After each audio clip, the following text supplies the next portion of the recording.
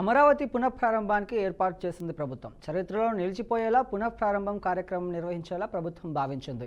ప్రధాని మోడీ చేతుల మీదుగా నేడు మధ్యాహ్నం 3:25 ప్రారంభం కానుంది. పునఃప్రారంభానికి సూచికగా ఫైళ్లను ఆవిష్కరించున్నారు ప్రధాని మోడీ. ఈ కార్యక్రమానికి రాష్ట్రం నలుమూలల నుంచి 5 లక్షల మంది హాజరవుతారని ప్రభుత్వం అంచనా వేసింది. దీనికి సంబంధించిన సభా వేదికను మంత్రి నారాయణ పరిశీలించారు. దీనికోసం 3,531 ఆర్టీసీ బస్సులు, 4,050 ప్రైవేటు వాహనాలు ప్రభుత్వం ఏర్పాటు చేసింది. సభకు వచ్చే వారికి ఆహారం, డ్రింకింగ్ వాటర్, 11 చోట్ల విశాలమైన పార్కింగ్ ప్రాంతాలు ఏర్పాటు చేశారు అధికారులు. అయితే మరోపక్క ప్రధాని మోడీ పర్యటనకు మద్దతుగా రాజధాని రైతులు భారీ ర్యాలీ నిర్వహించారు. రాజధానిని ప్రధాని మోడీ పునఃప్రారంభించడంపై రైతులు హర్షం వ్యక్తం చేశారు. CM Chandrababu, deputy CM Pawan, మంత్రులు ప్రధాని మోడీకి స్వాగతం పలకనున్నారు.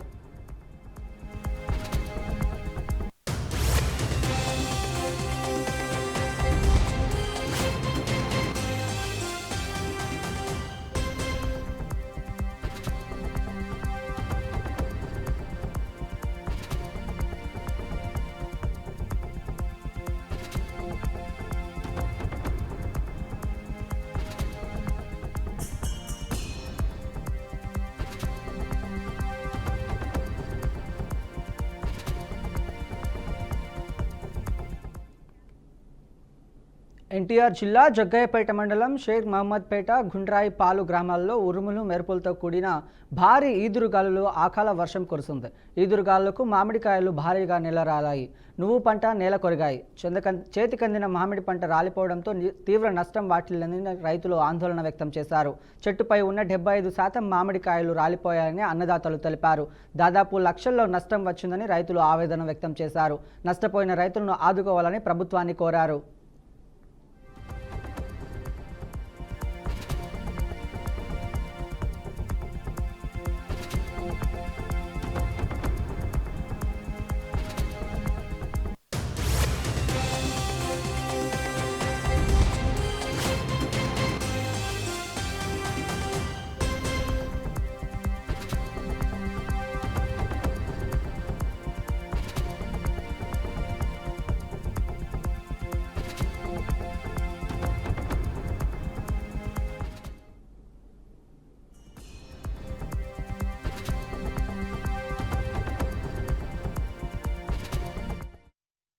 రాములు చేరుమంతపేట మామిడి తోట 3 ఎకరాల తోట కౌలుకు తీసుకుంటే మొత్తం కింద రాలిందండి. కింద రాలి అంత ఆగమాగంగా ఉంది. 4 టన్నులు కాయ ఆగమైందండి. దగ్గర 2 లక్షల రూపాయలు మాకు ఆగమైంది. ఏదో మీ ప్రభుత్వం కట్టే ఆదుకుంటారని చెబుతున్నాను. రాములండి, రాములు చేరుమంతపేట మామిడి తోట 3 ఎకరాల తోట కౌలుకు తీసుకుంటే మొత్తం కింద రాలిందండి. కింద రాలి అంత ఆగమాగంగా ఉంది. 4 టన్నులు కాయ ఆగమైందండి. దగ్గర 2 లక్షల రూపాయలు మాకు ఆగమైంది. ఏదో మీ ప్రభుత్వం కట్టే ఆదుకుంటారని చెబుతున్నాను. రాములండి. రంగారెడ్డి జిల్లా ఔటర్ రింగు రోడ్డులో ఘోర రోడ్డు ప్రమాదం చోటు చేసుకుంది. ఔటర్ రింగు రోడ్డు పైన ఎగ్జిట్ నెంబర్ 12 వద్ద ప్రమాదవశాత్తు అదుపు తప్పి కారు డివైడర్ను ఢీకొంది. అందులో ప్రయాణిస్తున్న తిరుమలేష్ అనే వ్యక్తికి అక్కడికక్కడే మృతి చెందాడు. సమాచారం అందుకున్న పోలీసులు ఘటనా స్థలానికి చేరుకొని కేసు నమోదు చేసి దర్యాప్తు చేపట్టారు. పోస్టుమార్టం నిమిత్తం మృతదేహాన్ని ఆసుపత్రికి తరలించారు.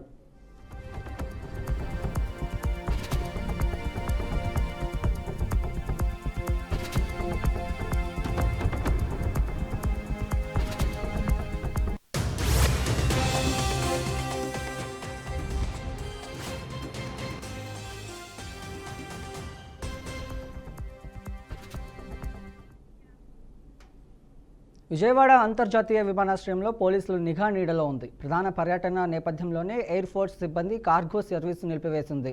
ఎయిర్పోర్ట్ ప్రధాన గేట్ వద్ద ఫ్లైట్ టికెట్లు ఉన్నవారికి మాత్రమే పోలీసులు అనుమతిస్తున్నారు. పిక్ ఆఫ్ ద వచ్చే వరకు పాస్ తప్పనిసరిగా ఉండాలని సూచించారు.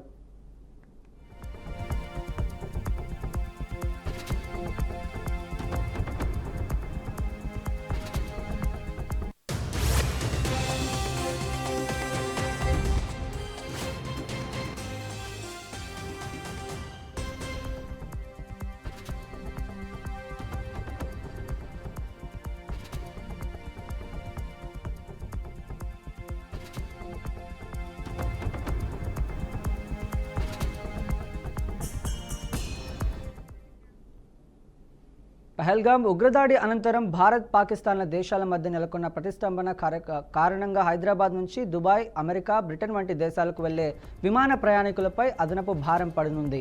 పాక్ తనకున్న గగనతలాన్ని మూసివేయడంతో ప్రమాణ సమయం పెరగడంతో పాటు టికెట్ ధరలు కూడా భారీగా మారుతున్నాయి.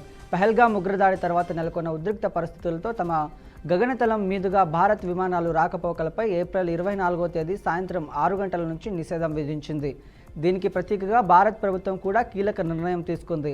పాకిస్తాన్కు చెందిన విమానాలు భారత గగనతలంపై మీదుగా ప్రయాణించకుండా ఏప్రిల్ 29, మే 23వ తేదీ వరకు నిషేధాన్ని అమలు చేస్తున్నట్లు ప్రకటించింది.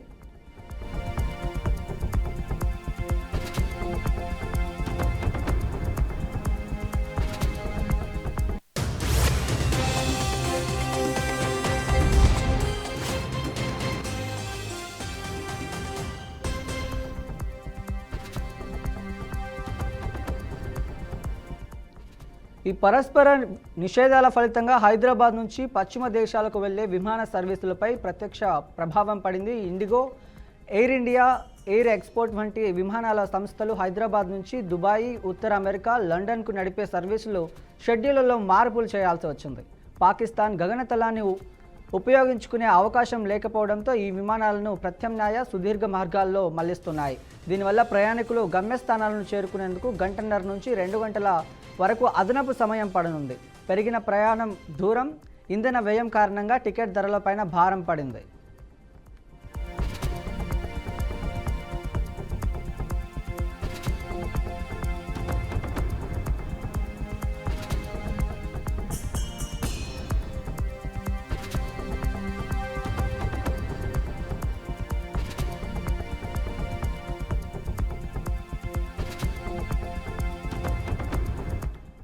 హైదరాబాద్ నుంచి దుబాయ్కి ఎమిరేట్స్, ఎయిర్ ఇండియా సంస్థలు ప్రతిరోజు నేరుగా విమాన సర్వీసులు నడుపుతున్నాయి. ఈ మార్గంలో ప్రయాణికుల రద్దీ ఎప్పుడూ అధికంగానే ఉంటుందని, సగటు 90% సీట్లు భర్తీ అవుతాయని విమాన సంస్థల ప్రధానులు తెలిపారు. ప్రస్తుతం ఈ విమానాలు కూడా ప్రత్యామ్నాయ మార్గాల ద్వారానే రాకపోకలు కొనసాగిస్తున్నాయి.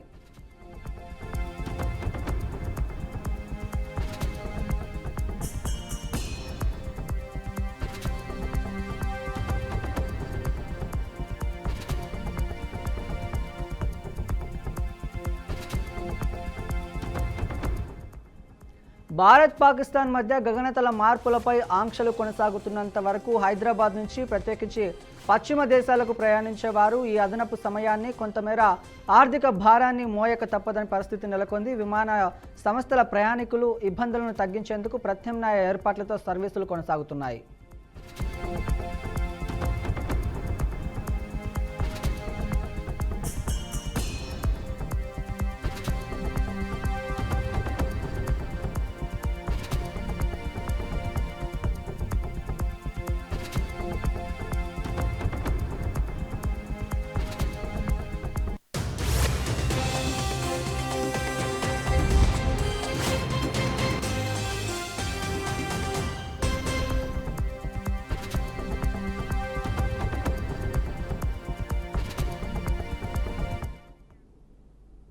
తిరుపతి కాసిపెంట్ల హెరిటేజ్ సమీపంలో రోడ్డు ప్రమాదం జరిగింది.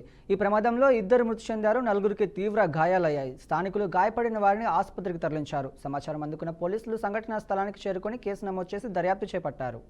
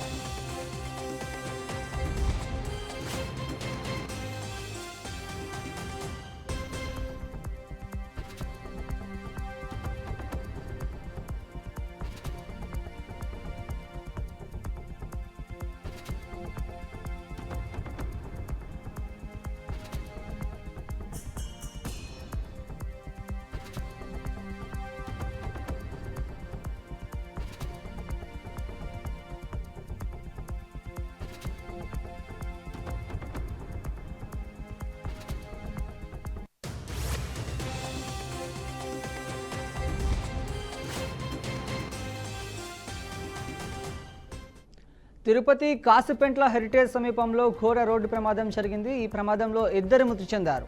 4కి తీవ్ర గాయాలయ్యాయి. స్థానికులు గాయపడిన వారిని ఆసుపత్రికి తరలించారు. సమాచారం అందుకున్న పోలీసులు సంఘటనా స్థలానికి చేరుకొని కేసు నమోదు చేసి దర్యాప్తు చేపట్టారు.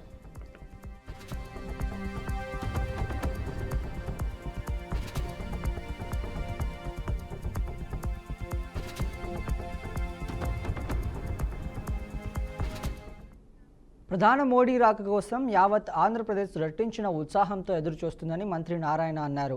అమరావతిలో ప్రధాన పర్యటన మంత్రి నారాయణ రెడ్డి దగ్గరుండి మరీ ఉదయం నుంచి పరిశీలిస్తున్నారు. సభా వేదికతో పాటు గ్యాలరీల వద్ద ఏర్పాటు చేసిన సౌకర్యాలు, ఎల్ఈడీల స్క్రీన్లు ఏర్పాటు, తాగునీరు వంటి ఏర్పాట్లు పరిశీలించారు. ప్రధాని చేతుల మీదుగా జరిగే ఈ కార్యక్రమాన్ని విజయవంతం చేసి తీరుతామని మంత్రి స్పష్టం చేశారు. ప్రజా రాజధాని నిర్మించడానికి మోడీ ఆశీస్సులు ఎంతో కీలకమైందన్నారు. 3 ఏళ్లలో ఖచ్చితంగా ప్రజా రాజధాని అమరావతిని నిర్మిస్తామని మంత్రి నారాయణ తెలిపారు.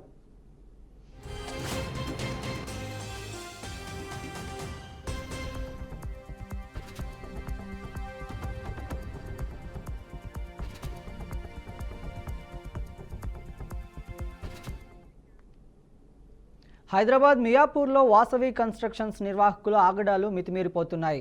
జీహెచ్ఎంసీ అనుమతులు లేకుండానే రోడ్డు నిర్మాణాలు కూల్చివేస్తున్నారు.